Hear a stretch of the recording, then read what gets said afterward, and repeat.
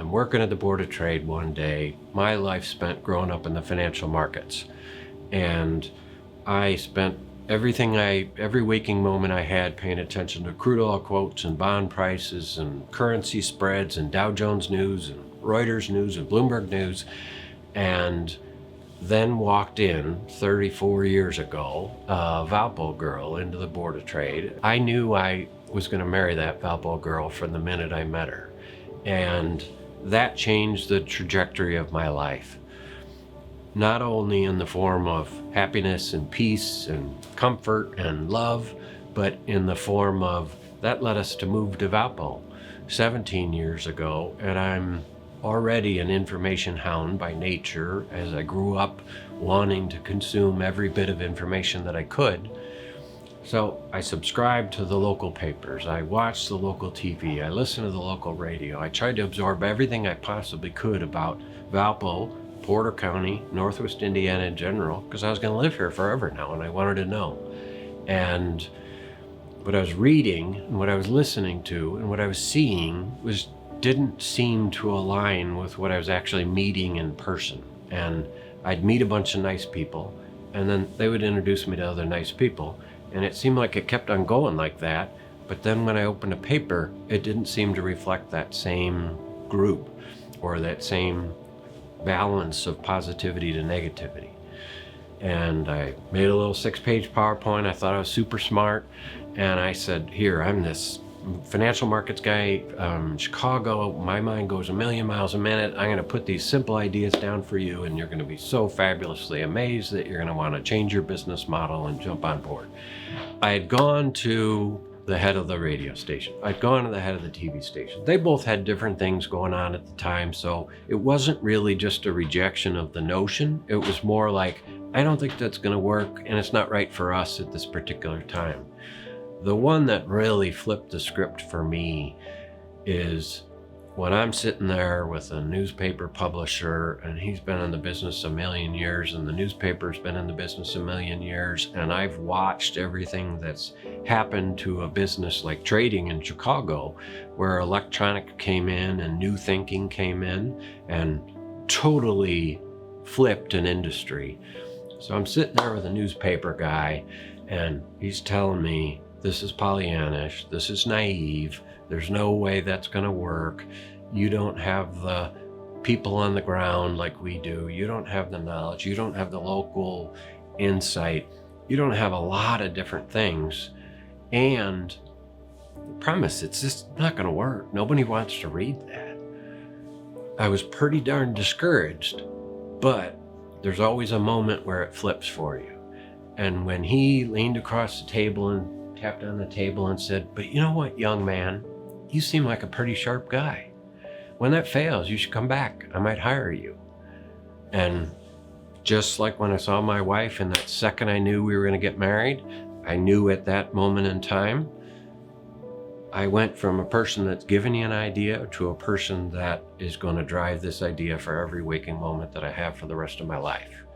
And I walked out of the building, called my wife, and I said, we're going to start a good news company online. And she said, since when? And I said, been driving 6 minutes from Munster. And she said, what's the plan?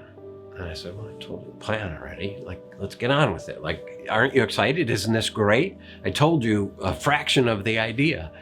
And then she told me that, or she asked me the one essential question that will always stick with me is, are you going to need any help?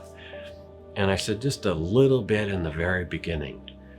And that woman that signed on for a little help in the very beginning now manages payroll and bills and every single accounting and tax related thing for 60 plus people every single month, and has done it selflessly for 15 years. So yes, a little bit of help in the very beginning is sort of what it's like. Ultimately, what did that all turn into? That turned into well over 100,000 people coming to us every day to engage with good news. It led to us being the second largest news outlet in this Northwest Indiana market, and just launching in a Michiana market and growing by leaps and bounds right off the bat. It's led to 1,000 videos. It's led to 800,000 photographs taken in 5,000 galleries over those 15 years. It's led to 222 student journalists working in our Great News Voices program. It's led to hundreds and hundreds of Life in the Spotlight stories and cancer survivor stories and veteran series spotlights.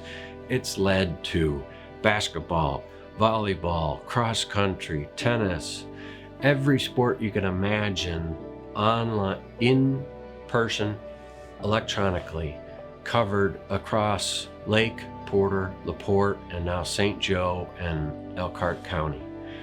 And that focus across millions and millions of clicks has led someone to find something positive every single time they clicked on us in 15 years.